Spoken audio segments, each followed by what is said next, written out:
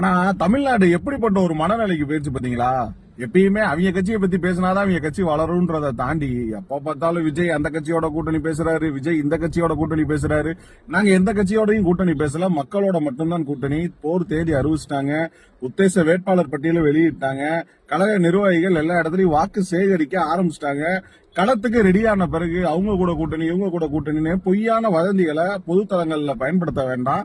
அது முற்றிலும் தவறான ஒரு விஷயம். இதை நான் மட்டும் சொல்லல, நம்ம கட்சியினுடைய இணை பொதுச் செயலாளர் அருமையானன் CTR நிர்மல்குமார் வரைக்கும் இன்னைக்கு காலையில போட்ட பதிவு கூட பாருங்க. அதாவது எந்த விதமான கூட்டணியும் கிடையாது. அப்படி இருக்கும் பட்சத்துல நம்ம தலைமையில அபிஷியலா சொல்ற வரைக்கும் யாருமே எதையுமே நம்ப வேணாம். ஏன்னா NDA கூட போகாத, அது பண்ண 1000 மெசேஜ் வருது. நான் என்ன சொல்றேன், தலைவர் நேத்தே பிரச்சாரத்தை ஸ்டார்ட் பண்ணிட்டாரு. எங்க ஸ்டார்ட் பண்ணாரு? CBI அலுவலகத்துல வெளியே வரப்பே பிரச்சாரத்தை ஸ்டார்ட் பண்ணிட்டாரு.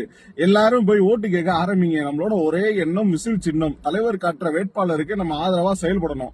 அத ஒரே வேலையா மட்டும் பாருங்க. கூட்டணியை பத்தி நீங்க யோசிக்கவே வேணாம். மக்களுடன் தான் கூட்டணி. அத கட்சியை அதிகாரப்பூர்வமா சொல்லியாச்சு. சோ நீங்க யாருமே நம்ப வேணாம். நன்றி.